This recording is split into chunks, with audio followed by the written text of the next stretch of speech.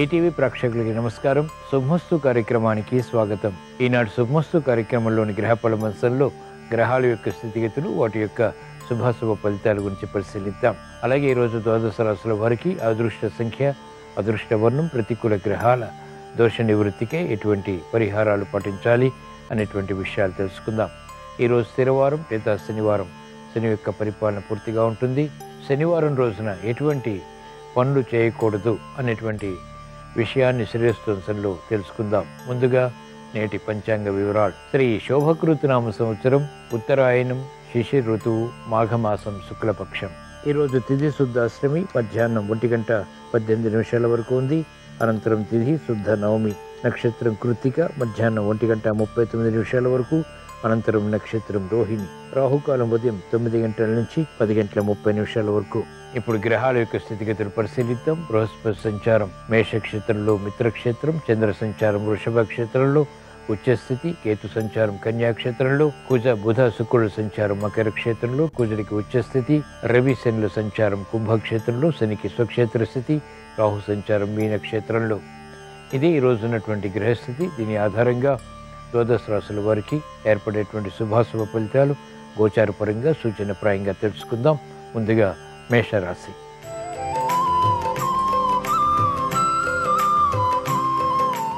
ఈరోజు మేషరాశి వారి ఫలితాన్ని పరిశీలించినట్లయితే ఆర్థిక విషయాలు అనుకూలిస్తాయి, సంభాషణలు రుచిస్తాయి, చేపట్టినటువంటి కార్యకలాపాలపై పట్టు బిగించగలుగుతారు. నూతన ఉత్సాహం పెరుగుతుంది. ప్రత్యర్థుల్ని బలహీనపరచగలుగుతారు. అభివృద్ధి కార్యక్రమాల్లో ఆధిక్యత కొనసాగుతుంది. ఆరోగ్యం పర్వాలేదు. నూతన బాధ్యతలు పెరిగినప్పటికీ సక్రమ నిర్వహణ ద్వారా మహిళలు ఆధిక్యతని కొనసాగించగలుగుతారు. విద్యార్థులకి అనుకూలత విద్యాపరంగా బలాన్ని కలిగిస్తుంది.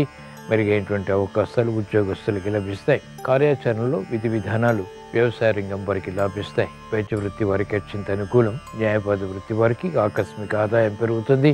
వ్యాపార రంగం వారికి పెట్టుబడులు కలిసి వస్తాయి. ఆలోచన సంపత్తితో కూడిన నిర్ణయాల ద్వారా అనుకూలత. సినీ రంగం వారికి కలిసి వస్తుంది. సాఫ్ట్వేర్ రంగం వారికి ప్రాధాన్యత పెరుగుతుంది. సంతృప్తికర సంఘటనలు అన్ని రంగాల వారు ఆహ్వానించగలుగుతారు. ఈరోజు మేషరాశి వారు ప్రతికూల ప్రభావాన్ని దూరం చేసుకుని లేదా ఎదుర్కొని అనుకూలంగా మరల్చుకుని మంచి విషయాలు సాధించడానికి శ్రీ వెంకటేశ్వర స్వామిని దర్శించడం, స్మరించడం, పూజించడం శ్రేయస్కరం. తద్వారా గ్రహ ప్రతికూలత ఎదుర్కోగలుగుతారు. వ్యయాన్ని నియంత్రించగలుగుతారు. ఆదాయం పెరుగుతుంది.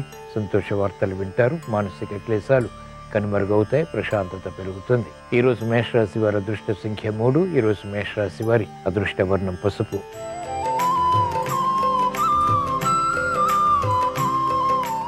ఈరోజు వృషభ రాశి వారి ఫలితాన్ని పరిశీలించినట్లయితే అధిక ఒత్తిళ్లు ఉన్నప్పటికీ ఆర్థిక విషయాలు కొనసాగించగలుగుతారు. ప్రత్యర్థులు బలపడినప్పటికీ సామర్థ్యంతో కూడినటువంటి కార్యాచరణ ద్వారా విజయాలు ప్రాప్తిస్తాయి. గట్టి కృషితో, పట్టుదలతో కార్యక్రమ నిర్వహణ కొనసాగించి అంతిమ విషయాల ద్వారా సంతృప్తికర సంఘటనల్ని ఆహ్వానించగలుగుతారు. శత్రుభీతి పోతుంది. చేపట్టినటువంటి కార్యకలాపాలు అంతిమంగా కలిసి వస్తాయి. బాధ్యతలు పెరుగుతాయి. శ్రమ అధికమవుతుంది. అయినప్పటికీ అంతిమ విషయాలు బలాన్ని కలిగిస్తాయి. మహిళలకు ఆరోగ్య రక్షణ తప్పనిసరి. ఆర్థిక విషయాలు క్రమక్రమంగా కలిసి వస్తాయి.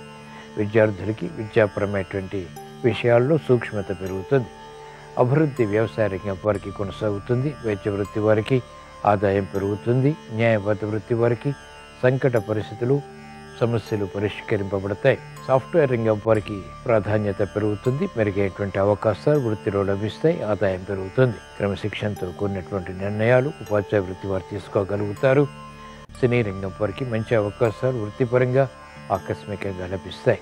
ఈరోజు వృషభ రాశి వారు ప్రతికూల ప్రభావాన్ని దూరం చేసుకుని లేదా ఎదుర్కొని అనుకూలంగా మరల్చుకుని మంచి విజయాలు సాధించడానికి శ్రీ ఆంజనేయ స్వామిని దర్శించడం, స్మరించడం, పూజించడం శ్రేయస్కరం. తద్వారా ధైర్యంతో కూడినటువంటి కార్యక్రమాల ద్వారా విజయాలు ప్రాప్తిస్తాయి. ఈరోజు వృషభ రాశి వారి అదృష్ట సంఖ్య 2. ఈరోజు వృషభ రాశి వారి అదృష్ట వర్ణం నీలం.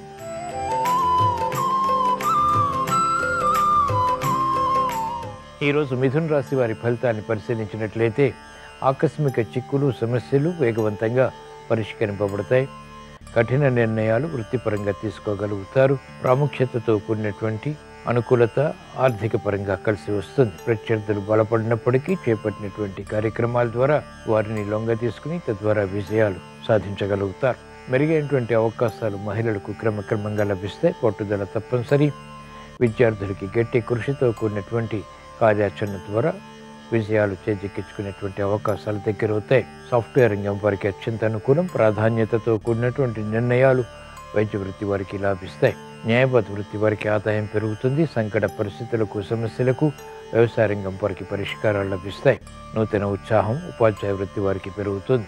ఈరోజు మిథున రాశి వారు ప్రతికూల ప్రభావాన్ని దూరం చేసుకుని లేదా ఎదుర్కొని అనుకూలంగా మరల్చుకుని మంచి విజయాలు సాధించడానికి శ్రీ మహావిష్ణువుని దర్శించడం, స్మరించడం, పూజించడం శ్రేయస్కరం. విష్ణు సహస్రనామ పఠనం, శ్రవణం మేలుని కలిగిస్తుంది. విజయాలు వేగవంతమవుతాయి.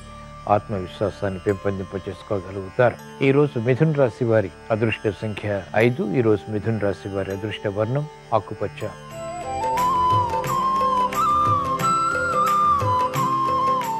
ఈరోజు కర్కాటక రాశి వారి ఫలితాన్ని పరిశీలించినట్లయితే ప్రయాణాల విషయంలో జాగ్రత్తలు పాటించాలి. సంకట పరిస్థితులు ఆర్థిక పరంగా కొనసాగుతాయి. నిర్ణయాలు త్వరితగతిని తీసుకోలేకపోతారు. అభివృద్ధికి అవరోధాలు ఏర్పడతాయి. కార్యక్రమ నిర్వహణలో నైపుణ్యం తగ్గుతుంది. ప్రత్యర్థులు బలపడతారు. పోటీతత్వం పెరుగుతుంది. అవకాశాలు సద్వినియోగపరచుకోలేనటువంటి పరిస్థితులు విస్మయాలకి దారితీస్తాయి. మహిళలు ఆరోగ్య విషయంలో జాగ్రత్తలు పాటించాలి. ఆకస్మిక ప్రతికూల ప్రభావం ఆరోగ్యపరంగా చేకూరేటువంటి సంఘటనలు లేకపోలేదు. విద్యార్థులకి విద్యాపరమైనటువంటి విషయాలపై ఆసక్తి పెరుగుతుంది. సూక్ష్మత పెరుగుతుంది. ఆకస్మిక విజయాలు వరిస్తాయి. న్యాయవాద వృత్తి వారికి బాధ్యతలు పెరుగుతాయి. వైద్య వృత్తి వారికి మెరుగైనటువంటి కార్యక్రమ నిర్వహణలో లోపాలు వెలుగులోకి వస్తాయి. తద్వారా విస్మయాలు చోటు చేసుకుంటాయి. వ్యవసాయ రంగం వారికి శ్రమ అధికమవుతుంది. రుణ ఒత్తిళ్లు కూడా ప్రబలమైనటువంటి సంఘటనలు లేకపోలేదు. ఉపాధ్యాయ వృత్తి వారికి శ్రమ అధికమవుతుంది.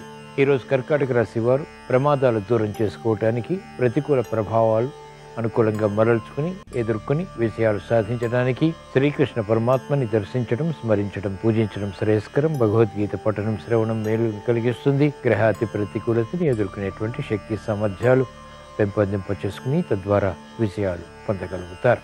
ఈరోజు కర్కాటక రాశి వారి అదృష్ట సంఖ్య 6. ఈరోజు కర్కాటక రాశి వారి అదృష్ట వర్ణం పసుపు.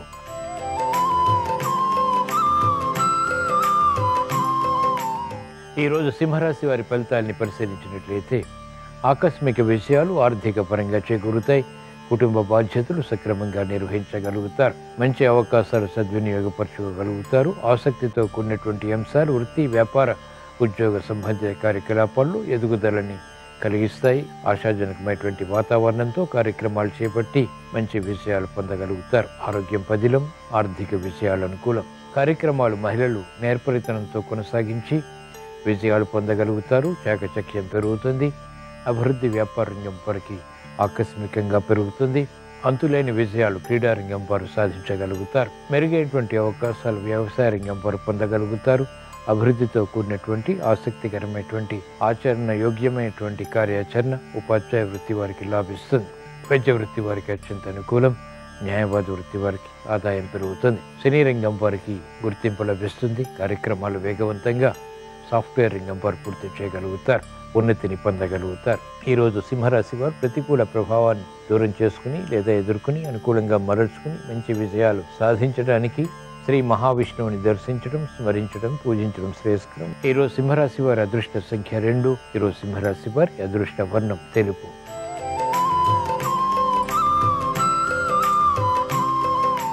ఈరోజు కన్యారాశి వారి ఫలితాన్ని పరిశీలించినట్లయితే శత్రువులపై విజృంభించగలుగుతారు. మానసిక క్లేశాలు, పోటీతత్వంతో కూడినటువంటి ఎదుర్కొనేటువంటి మనస్తత్వంతో కూడినటువంటి ప్రయత్నాలు కలిసి వస్తాయి. వేగవంతమైనటువంటి కార్యాచరణలో అవరోధాలను చవిచూస్తారు. ప్రతిబంధకాలు ఉన్నప్పటికీ పట్టుదలతో కార్యక్రమ నిర్వహణ కొనసాగించి అంతిమ విజయాలు పొందగలుగుతారు. వేగవంతమైనటువంటి కార్యక్రమాలు వ్యాపార రంగం వారికి కలిసి వస్తాయి. విరోధాలు ఉన్నప్పటికీ, అవరోధాలు ఉన్నప్పటికీ వ్యాపార విజయాలు కొనసాగించి అంతిమంగా సంతృప్తికర సంఘటనల్ని ఆహ్వానించగలుగుతారు. మానసిక క్లేశాలు మహిళలకు ఉంటాయి. విపత్కర పరిస్థితులు ఉంటాయి. ఆపదలు ఉంటాయి. ప్రమాదాలు కూడా ఉంటాయి. అయినప్పటికీ సమర్థతతో ఎదుర్కొని విజయాలు పొందగలుగుతారు. కార్యక్రమ నిర్వహణలో నైపుణ్యం వ్యవసాయ రంగం వారికి పెరుగుతుంది. కీలక బాధ్యతల ద్వారా ఏర్పడినటువంటి నష్టాలని న్యాయవాద వృత్తి వారు పరిష్కరించుకోగలుగుతారు. వైద్య వృత్తి వారికి సామాన్యం. ఈరోజు కన్యారాశి వారు ప్రతికూల ప్రభావాన్ని దూరం చేసుకుని లేదా ఎదుర్కొని అనుకూలంగా మరల్చుకుని మంచి విషయాలు సాధించడానికి శ్రీ వెంకటేశ్వర స్వామిని దర్శించడం, స్మరించడం, పూజించడం శ్రేయస్కరం. తద్వారా వేగవంతమైనటువంటి విషయాలు సాధించగలుగుతారు. ప్రతికూల పరిస్థితులు ఎదుర్కోగలుగుతారు.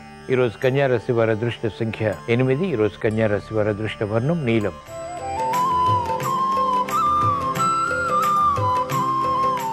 ఈరోజు తులారాశి వారి ఫలితాలు పరిశీలించినట్లయితే ఆర్థిక పరిస్థితి మెరుగవుతుంది. మెరుగైనటువంటి కార్యక్రమాలు ప్రారంభించగలుగుతారు. ఆలోచన విధానంలో ప్రతికూల ప్రభావం ఉంటుంది. ఒక్కొక్కసారి సమస్యలుగా కూడా మారుతుంది. కాబట్టి ఆలోచన సంపత్తిని పెంపొందింప చేసుకోవాల్సినటువంటి సమయం ఇది. కార్యాచరణలో లోపాలు వచ్చినప్పటికీ ఎదుర్కొని అనుకూలంగా మరల్చుకుని విజయాలు సాధించగలుగుతారు.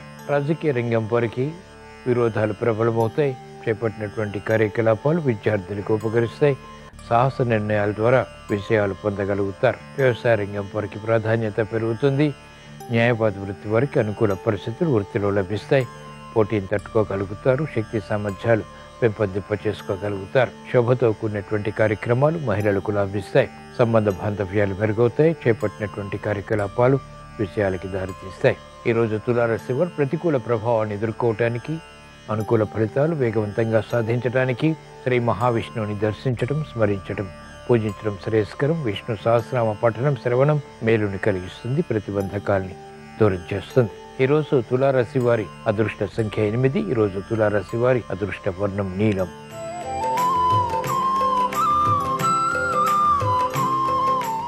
ఈరోజు వృశ్చిక రాశి వారి ఫలితాన్ని పరిశీలించినట్లయితే శత్రువులపై పోరాడగలుగుతారు. అభివృద్ధి కార్యక్రమాలు ఆర్థికంగా వేగవంతమవుతాయి.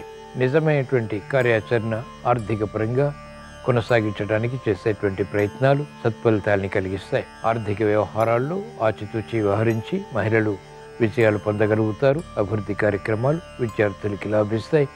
విదేశీ విద్యా ప్రయత్నాల్లో ఆటంకాలు, అవరోధాలు ఏర్పడినప్పటికీ అంతిమ విజయాలు సంతృప్తిని కలిగిస్తాయి.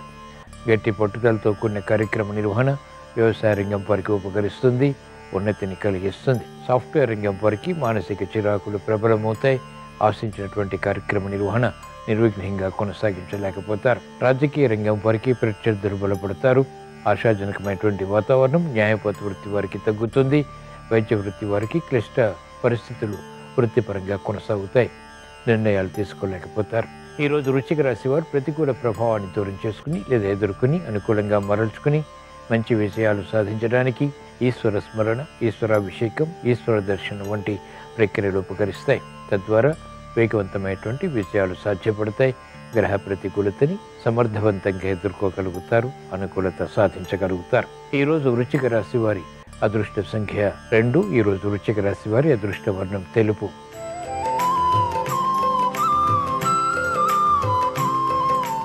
ఈరోజు ధనుస్సు రాశి వారి ఫలితాన్ని పరిశీలించినట్లయితే ఆర్థిక వ్యవహారాలు కలిసి వస్తాయి.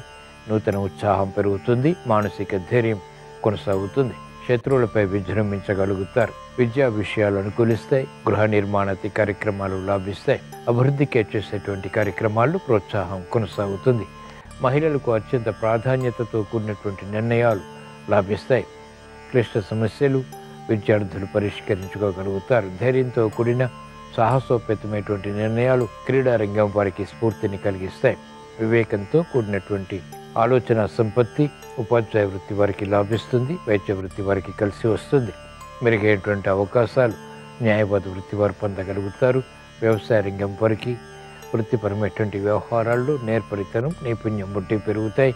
తద్వారా గుర్తింపు లభిస్తుంది. ఈరోజు ధనుసు రాశి వారు ప్రతికూల ప్రభావాన్ని దూరం చేసుకుని లేదా ఎదుర్కొని అనుకూలంగా మరల్చుకుని మంచి విషయాలు సాధించడానికి శ్రీ వెంకటేశ్వర స్వామిని దర్శించడం, స్మరించడం, పూజించడం శ్రేయస్కరం. తద్వారా అభివృద్ధి గోచరిస్తుంది. ఆనందకర పరిస్థితులు వేగవంతంగా ఆహ్వానించగలుగుతారు.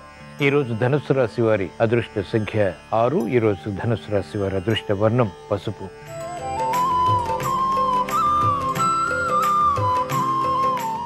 ఈరోజు మకర రాశి వారి ఫలితాన్ని పరిశీలించినట్లయితే శ్రమతో కూడిన విజయాలు సిద్ధిస్తాయి. ప్రతి పనిని పదే పదే చేయవలసినటువంటి ఆవశ్యకత ఉంటుంది. ఎదురు చూసినటువంటి వార్తలు ఆలస్యంగా దగ్గరవుతాయి. క్రమశిక్షణ తగ్గుతుంది. ఆందోళన పెరుగుతుంది. కార్యకలాపాల్లో వేగాన్ని పెంపొందింప చేసుకోలేకపోతారు. అనాసక్తితో కూడినటువంటి నిర్ణయాలు మహిళలకు ప్రతికూలతని పెంచుతాయి. ఆరోగ్య విషయంలో జాగ్రత్తలు పాటించాలి. సంభాషణల ద్వారా విరోధాలు ప్రబలమైనటువంటి సంఘటనలు లేకపోలేదు.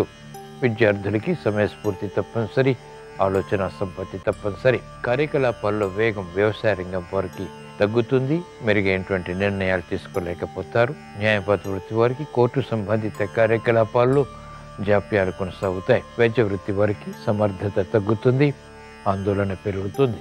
కార్యక్రమాల్లో వేగం సాఫ్ట్వేర్ రంగం వారు కొనసాగించలేకపోతారు, అనాసక్తి పెరుగుతుంది. సినీ రంగం వారికి రుణ ఒత్తిళ్లు ప్రబలమవుతాయి. ఈరోజు మకర రాశి వారు ప్రతికూల ప్రభావాన్ని దూరం చేసుకుని లేదా ఎదుర్కొని అనుకూలంగా మరల్చుకుని మంచి విషయాలు సాధించడానికి శ్రీ దక్షిణామూర్తిని దర్శించడం, స్మరించడం, పూజించడం శ్రేయస్కరం. తద్వారా తెలివైనటువంటి నిర్ణయాల ద్వారా, యుక్తితో కూడినటువంటి కార్యాచరణ ద్వారా సమస్యల్ని అధిగమించగలుగుతారు. గ్రహ ప్రతికూలతని ఎదుర్కొనేటువంటి శక్తి సామర్థ్యాలు పొందగలుగుతారు. ఈరోజు మకర రాశి వారి అదృష్ట సంఖ్య 8. ఈరోజు మకర రాశి వారి అదృష్ట వర్ణం నలుపు.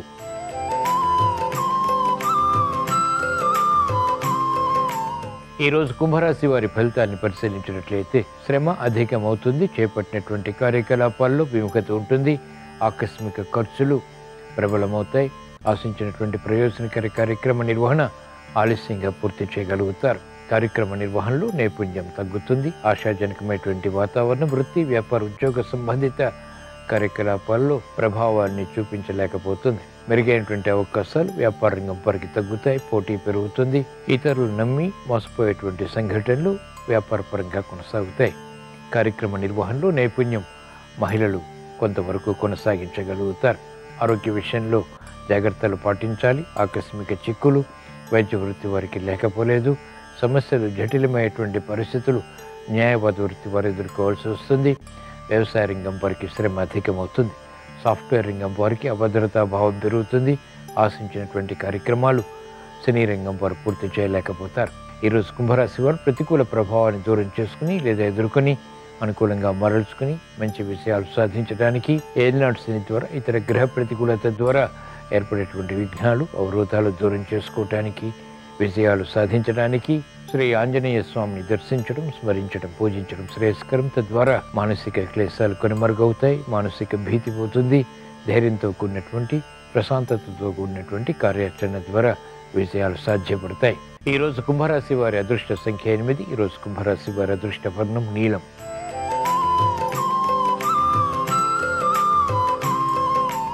ఈరోజు మీనరాశి వారి ఫలితాన్ని పరిశీలించినట్లయితే ఆరోగ్య విషయంలో జాగ్రత్తలు పాటించాలి. అధిక ఖర్చులు ఉన్నప్పటికీ ఆదాయాన్ని కూడా సమాంతరంగా పెంపొందింపచేసుకోగలుగుతారు. సంభాషణలు రుచిస్తాయి. ధైర్యంతో కూడినటువంటి కార్యక్రమాలు కూడా కొనసాగించి విజయాలు పొందగలుగుతారు. అసాధ్య కార్యక్రమాలు సుసాధ్యం చేసేటువంటి ప్రయత్నాలు వ్యాపార రంగం వారికి కలిసి వస్తాయి. మహిళలకు ఆరోగ్య రక్షణ తప్పనిసరి. ఆర్థిక విషయాలు మాత్రం శీఘ్రగతిని మంచి ఫలితాన్ని కలిగిస్తాయి. మెరుగైనటువంటి అవకాశాలు సాఫ్ట్వేర్ రంగం వారు పొందగలుగుతారు. ఉన్నతికే చేసేటువంటి కార్యాచరణ రాజకీయ రంగం వారికి కలిసి వస్తుంది. ఉపాధ్యాయ వృత్తి వారికి అత్యంత అనుకూలం. వైద్య వృత్తి వారికి గుర్తింపు లభిస్తుంది. న్యాయవాద వృత్తి వారికి ఆశాజనకమైనటువంటి వాతావరణం వృత్తిపరంగా బలాన్ని కలిగిస్తుంది. మెరుగైనటువంటి అవకాశాలు వ్యవసాయ రంగం వారు పొందగలుగుతారు. సినీ రంగం వారికి ప్రాముఖ్యత పెరుగుతుంది. ఆదాయం పెరుగుతుంది. ఈరోజు మీనరాశి వారు ప్రతికూల ప్రభావాన్ని దూరం చేసుకుని లేదా ఎదుర్కొని అనుకూలంగా మరల్చుకుని మంచి విజయాలు సాధించడానికి ఈశ్వర ఆరాధన, ఈశ్వర స్మరణ, ఈశ్వర దర్శనం వంటి ప్రక్రియలు ఉపకరిస్తాయి. రుద్రాభిషేకం మేలుని కలిగిస్తుంది. ఆరోగ్య రక్షణ కలిగిస్తుంది. ఆర్థిక విషయాలు వేగవంతంగా కలిసి వస్తాయి.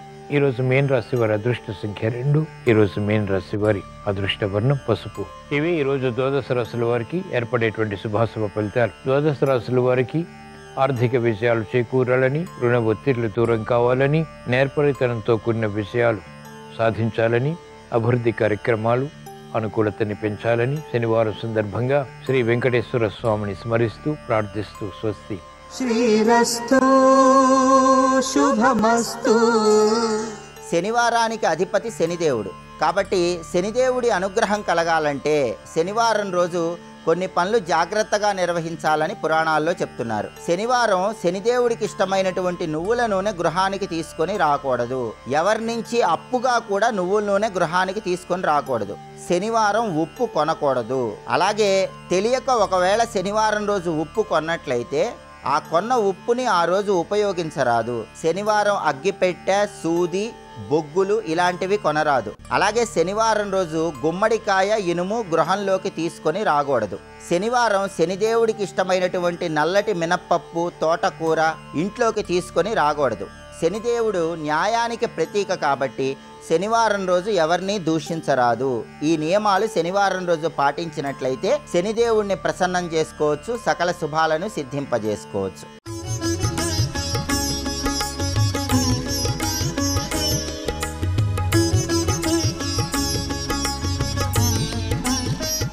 శుభమస్తు కార్యక్రమంలో అదృష్ట జాతకం అంశానికి స్వాగతం.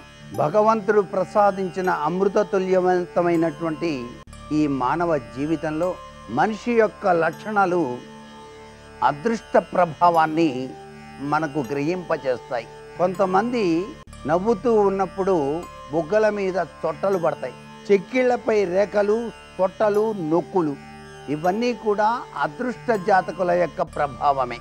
చెక్కిళ్లపై గనక సొట్టలు ఉన్నట్లయితే లోపల తీరని బాధలు ఉన్నప్పటికీ పైకి మాత్రం ఉత్సాహంగా, సంతోషంగా జీవితాన్ని గడుపుతారు ఈ అదృష్ట జాతకులు.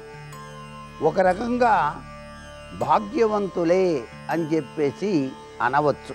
చెక్కిళ్లపై నవ్వినప్పుడు ముక్కు పక్కల నుండి బుగ్గలపై అడ్డంగా ముడతలు, రేఖలు ఏర్పడినట్లయితే వీరిని మంచి అదృష్ట జాతకులు అని చెప్పేసి శాస్త్రం చెబుతోంది. నేర్పు, నైపుణ్యం, దీక్ష, దక్షత, ఓరిమి ఇవన్నీ కలిగి ఉంటారు.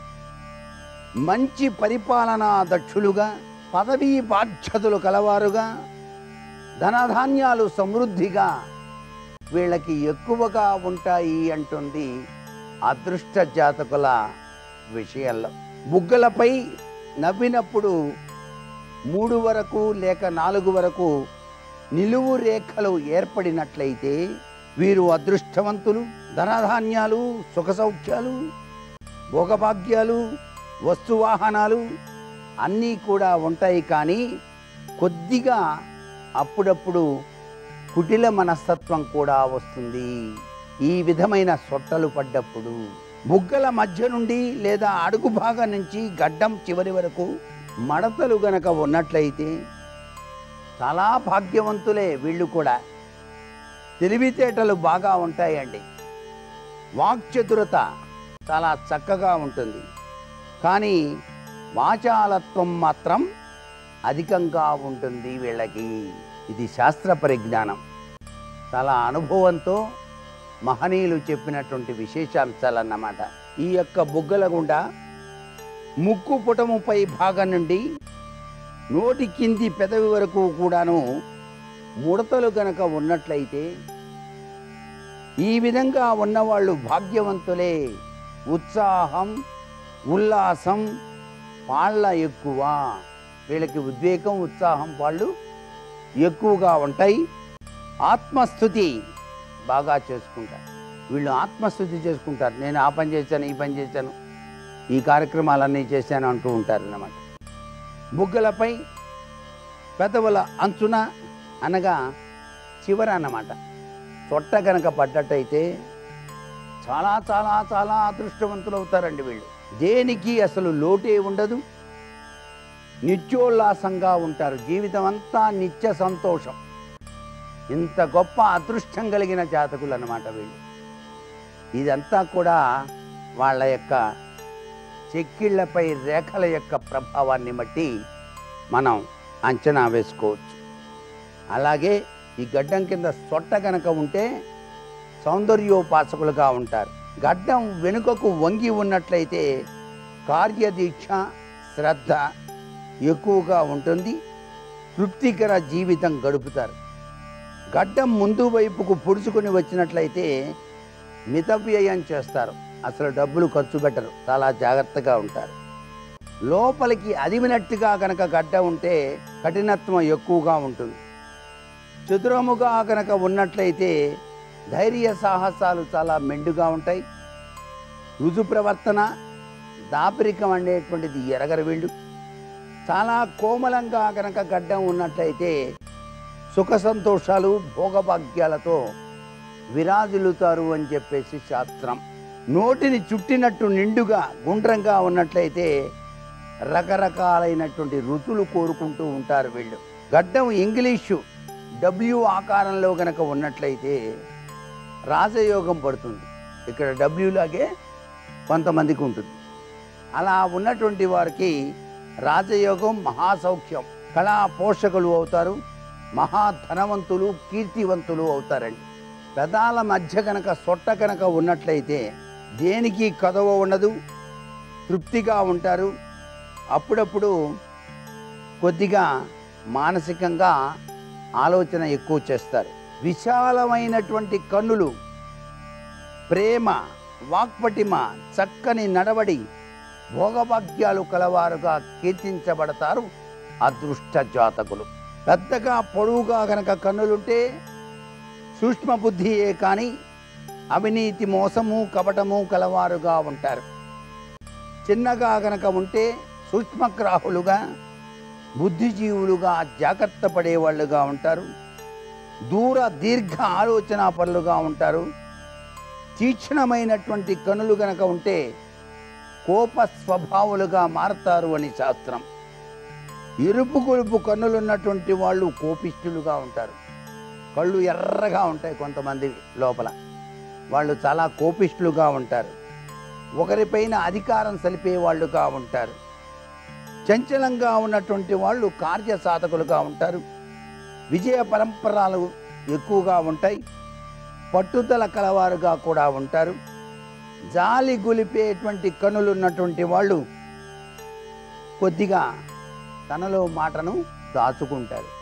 మరికొన్ని ముఖ్య విషయాలు రేపటి శుభమస్తు కార్యక్రమంలోని అదృష్ట జాతక అంశంలో తెలుసుకుందామా? మరి సర్వే జనా సుఖినో భవంతు.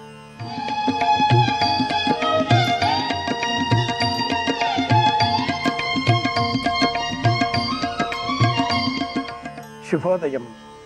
శుభమస్తు కార్యక్రమంలో శుభప్రదం అనే అంశానికి స్వాగతం. శనిగ్రహ దోషం నివారణ కావాలి అంటే ఇనుప వస్తువులను దానమివ్వాలి అంటుంటారు. నిజమేనా?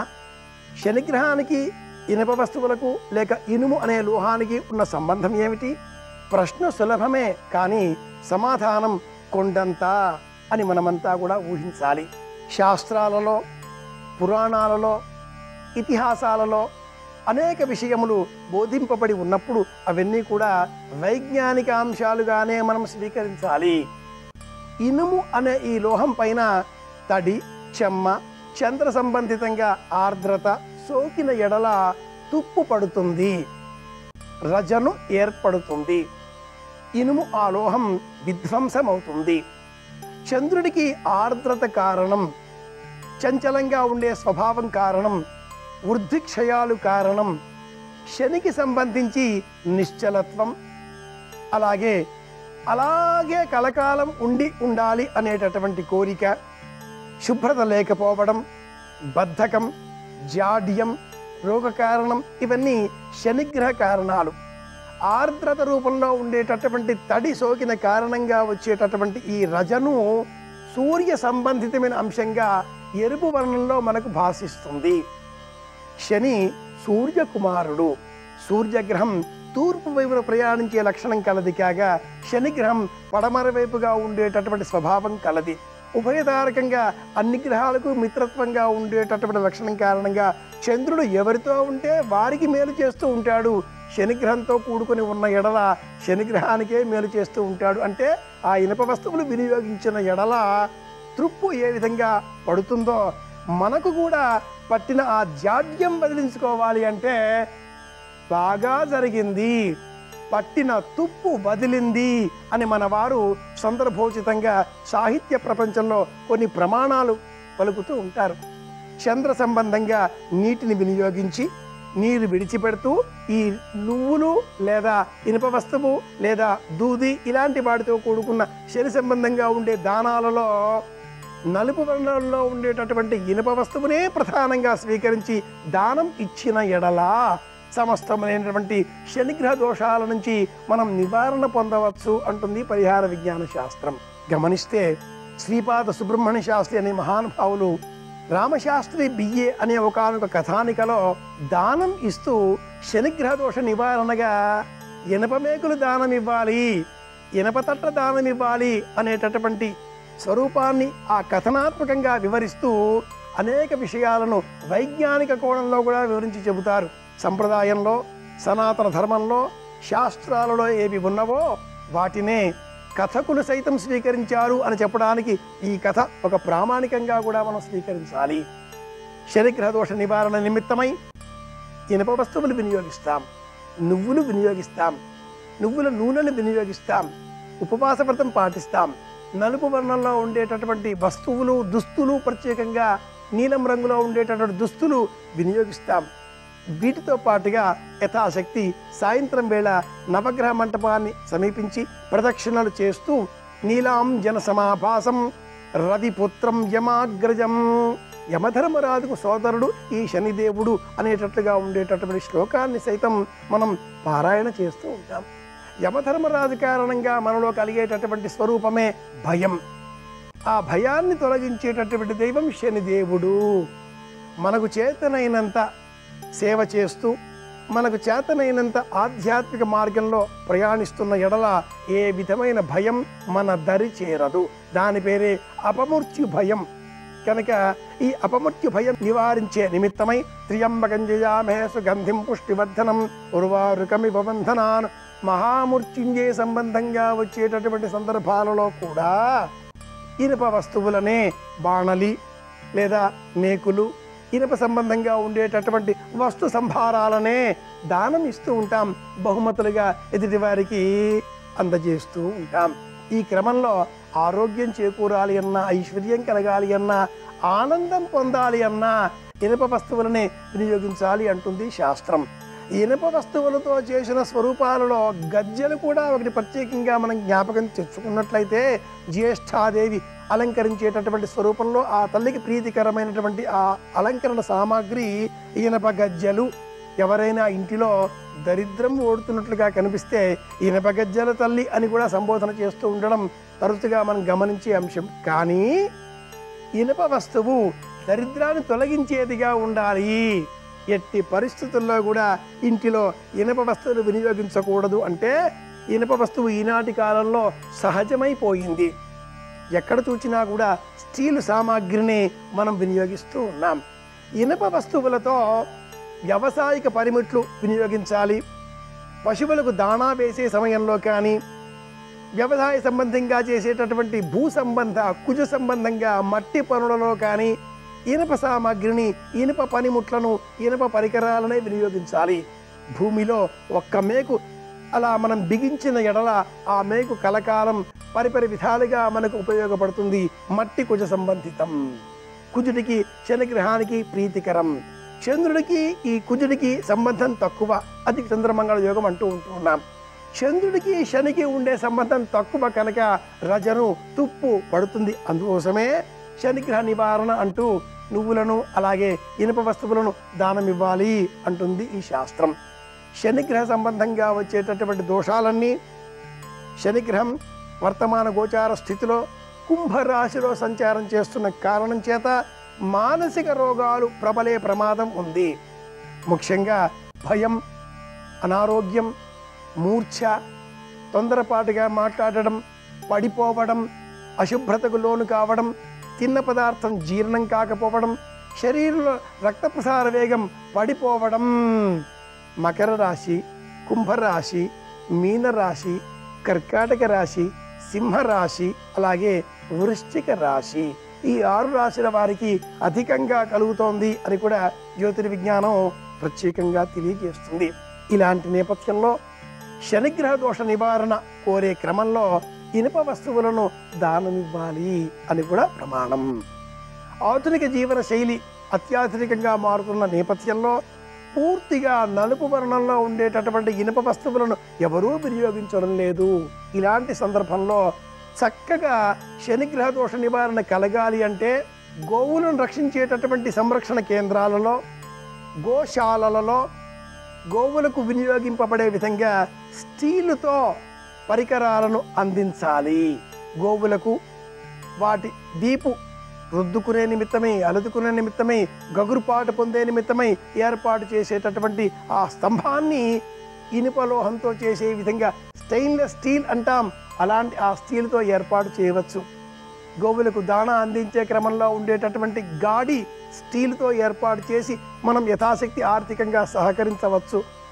గోవులకు సంబంధించిన ఆ గోశాల అంతా కూడా యథాశక్తి స్టీలు అనే లోహాన్ని వినియోగించి ఏర్పాటు చేసినట్లయితే శనిగ్రహంతో కూడుకున్న ఈ ఇనుపు అనే వస్తువును వినియోగించిన కారణంగా శనిగ్రహ దోష నివారణ జరుగుతుంది అని కూడా పరిహార విజ్ఞాన శాస్త్రం ప్రత్యేకంగా తెలియజేస్తుంది. శనిగ్రహ దోష నివారణ కావాలి అంటే వృద్ధులను సేవించాలి అని కూడా ప్రమాణం. అలా ఆ వృద్ధులకు సేవించేటటువంటి క్రమంలో ఇనుప వస్తువుతో చేసినటువంటి 3 కాళ్ళుగా ఉపయోగించే స్టీలు కర్ర, స్టెయిన్లెస్ స్టీలు చేతి కర్ర లేదా వీల్ చైర్ ఇలాంటి వాటిని అందించిన ఎడల శనిగ్రహ దోష నివారణ ఒకటి మనకు ప్రయోజనం, రెండవది వృద్ధులకు సహాయం చేసిన కారణంగా కలిగేటటువంటి పుణ్య ప్రయోజనం. ఇలా ఉభయదారకంగా ఉండేటటువంటి నేపథ్యంలో శనిగ్రహ దోష నివారణ కోరే వారంతా కూడా తప్పనిసరిగా ఇనుప వస్తువును వినియోగించి దానాదులు నిర్వహించిన ఎడల తప్పక ప్రయోజనం చేకూరుతుంది అని తెలుసుకున్నాం కనుక పాటిద్దాం, ప్రయోజనం సాధిద్దాం. మరిన్ని తెలుసుకోవడం కోసం మళ్ళీ రేపు కలుసుకుందాం. శుభమస్తు. శ్రీరామ జయం.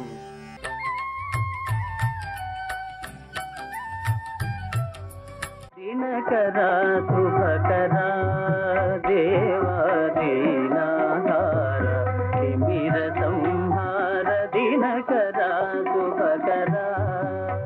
తనుగాచి వెనక వచ్చిన ఆ ధనుజుని మహాబలము తన తనువందన్ ఆతని చీవిదల్చి రభసంబున ద్రుపద పుత్రిక తన భవనము వెడలన్. ఆమె వెనకాతలే వస్తున్నటువంటి రాక్షసుడు సూర్యుని చేత పంపబడినటువంటి ఆయన తనలో ఉన్నటువంటి మహాబలం అంతా కూడా ద్రౌపదీదేవిలోకి ప్రవేశించేటట్టుగా ఆయన అనుగ్రహించాడు. ఒక్కొక్క ఉపాధికి ఒక్కొక్క జాతిలో ఉన్నవారికి ఒక్కొక్క విభూతి. ఆ ధనుజునకు అటువంటి లక్షణం ఉంది. ఆయన దగ్గర ఉన్నటువంటి విశేషమైన బలం ద్రౌపదీదేవి యొక్క శరీరంలోకి ప్రవేశించింది. ఇంత బలం ప్రవేశించగానే కీచకుడు ఊహించలేదు, నేను పట్టుకున్నది ద్రౌపదీదేవి చెయ్యి కాబట్టి ఆమె నా చేతిని విదల్చలేదు అనుకున్నాడు. కానీ ఆవిడ ఎప్పుడైతే రాక్షసుడి యొక్క బలం తన శరీరంలోకి ప్రవేశించిందో ఆ చేతిని మహారభసంబున ఒక్క ఉదుటున ఇలా విదల్చింది. అది ఎంత బలం ఆవిడిలోకి ప్రవేశించిందంటే ఆ విదల్చినటువంటి ఆ ఉద్ధృతికి ఒక్కసారి కీచకుడు ఊగిపోయి కింద పడిపోయాడు. ఎప్పుడైతే కీచకుడు కింద పడిపోయాడో ఆవిడికి అవకాశం చిక్కింది. ఆవిడ పరుగు పరుగున విరాటరాజు గారు సభ తీర్చినటువంటి మందిరంలోకి ప్రవేశించింది. అక్కడ ధర్మరాజు గారు ఉన్నాడు, అక్కడ భీమసేనుడు ఉన్నాడు. అన్నిటినీ మించి తాను ప్రభువుకి ప్రతినిధిగా ఉన్నాడు. మహారాజు సభ తీర్చి ఉన్నాడు. అందుకని పరిధిని మించి ప్రవర్తించడం ఇక కీచకుడికి చేత కాలేదు. కాబట్టి అప్పటికి ఆ ప్రమాదం తప్పిపోయింది. ఆ ప్రమాదం తప్పిపోయి ఆ రోజు రాత్రి ఏడ్చింది భీమసేనుడి దగ్గర.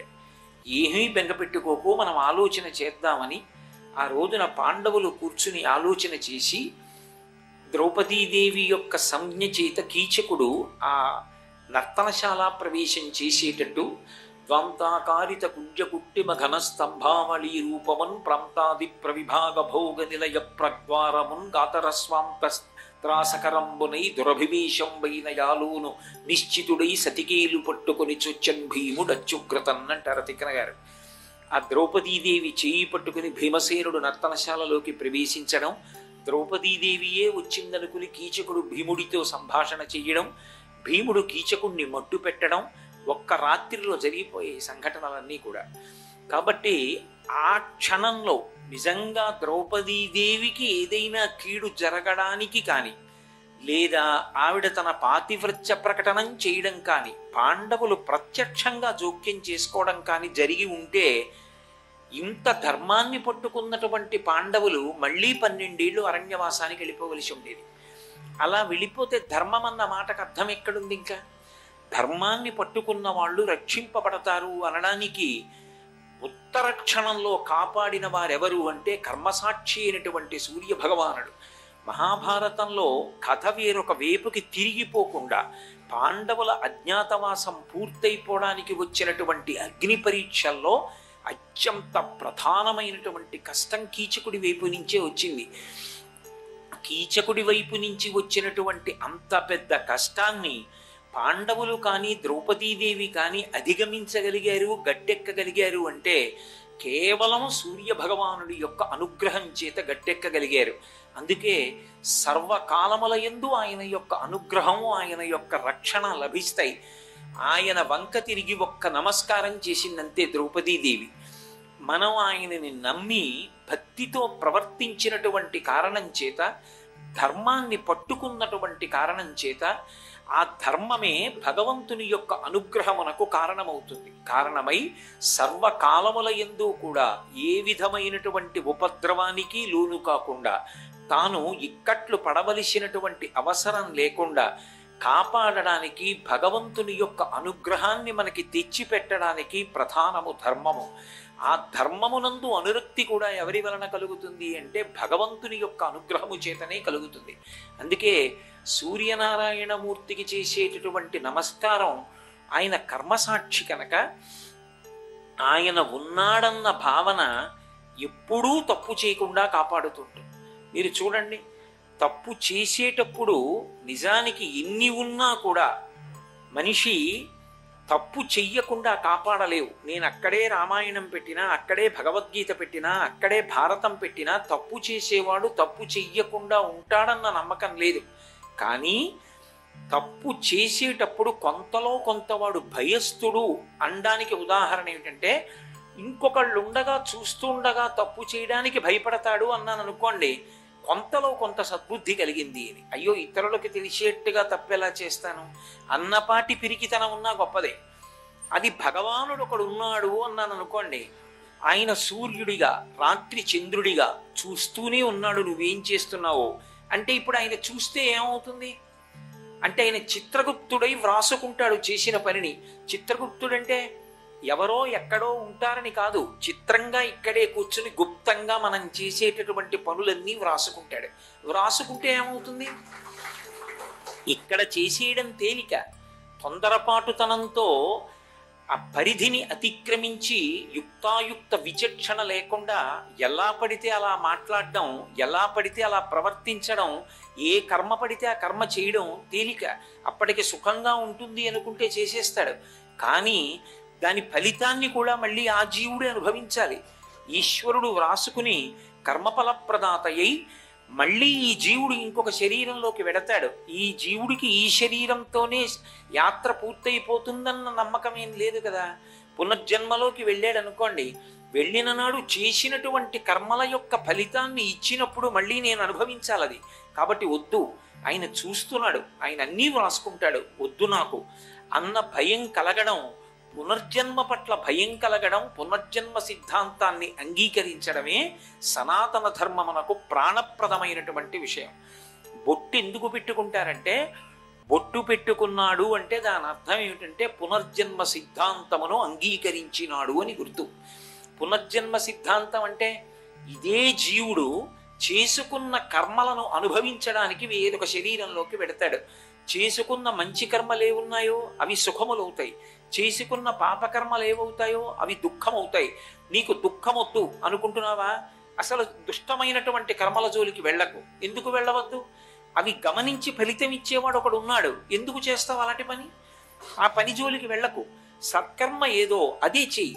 ఆ కర్మ చేత నీకు ఇక్కడా సంతోషం, ఇక్కడా తృప్తి, ఇక్కడా సుఖం. అలాగే ఉత్తర జన్మల యందు కూడా సంతోషంగానే ఉండగలుగుతావు. ఇప్పుడు ఉన్నాడు వాడు అన్న భావనతో ఒక్కసారి సూర్యుడికి చేసినటువంటి నమస్కారం మనిషి యొక్క ప్రవర్తనని నియంత్రిస్తుంది. అంతకన్నా కావలసిందేముంది?